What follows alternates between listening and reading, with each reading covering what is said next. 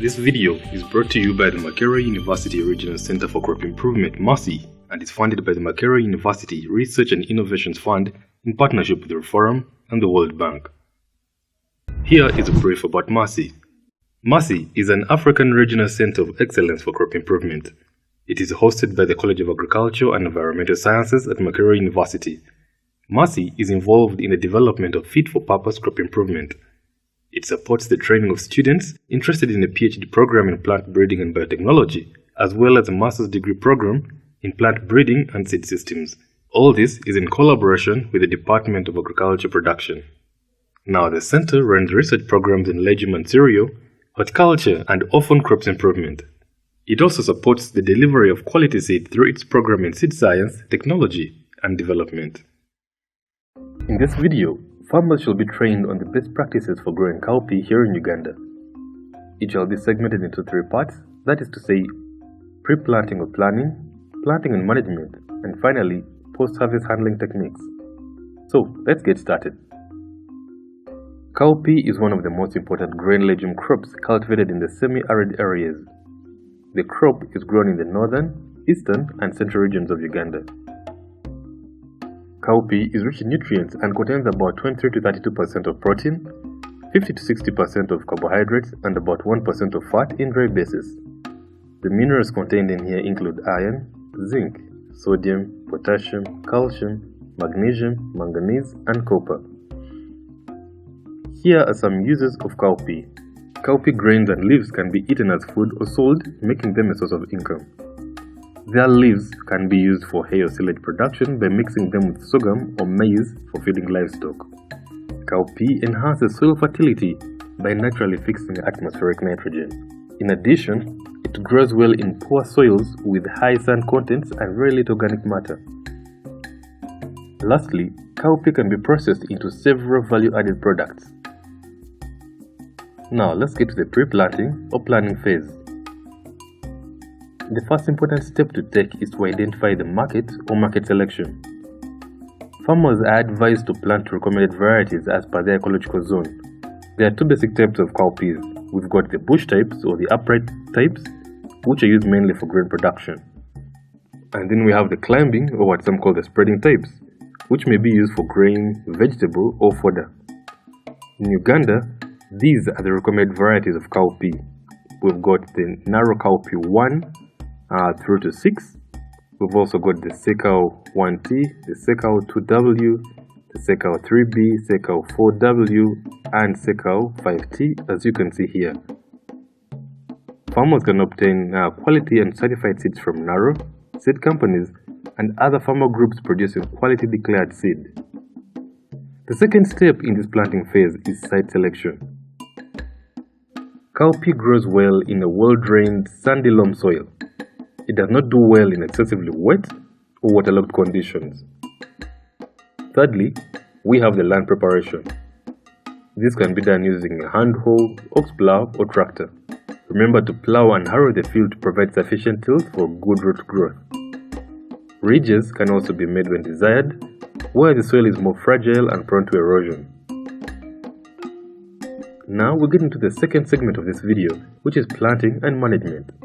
In Uganda, the first planting season is usually from March to April, and the second one from August to September. The maturity period of the cowpea variety determines when to plant.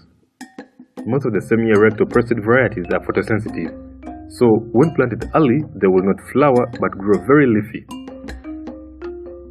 Finally, when planting, these are the recommended planting methods and seed rates. Row planting is highly recommended for optimum yields and ease of field operations. For spreading and climbing types, 4.8 kilograms may be planted per acre. But with the upright varieties, 20 kilograms per acre is the recommended seed rate.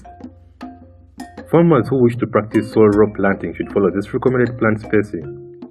For upright types, 60 centimeters between rows and 20 centimeters between plants.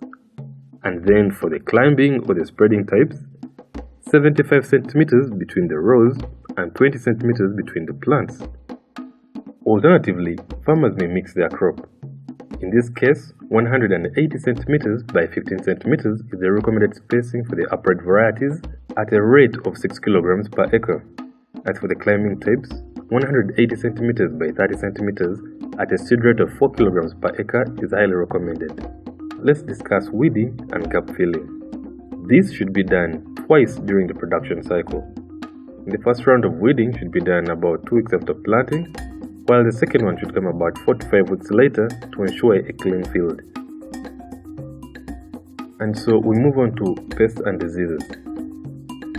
This screen here shows the key pests that attack cowpea as well as the manifestations of the most common cowpea diseases.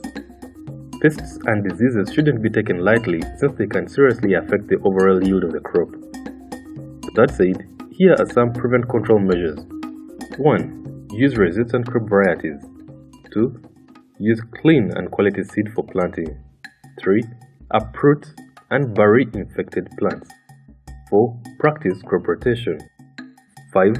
Plow contaminated topsoil to reduce the incidence of pathogens. And lastly, remember to apply fungicide, which can be benomyl or mancozeb, to the leaves at a rate of 1 small matchbox to a 15-liter sprayer. So we now get to the final and yet most important part of this video, and this is harvesting and post-harvest handling techniques. Now, the crop is harvested at physiological maturity. Its maturity period of cowpea ranges from 75 to 100 days depending on the variety.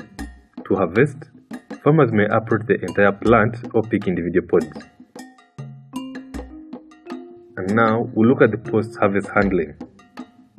It is important to note that significant post-harvest losses in storage can affect both quality and quantity of grain or seed.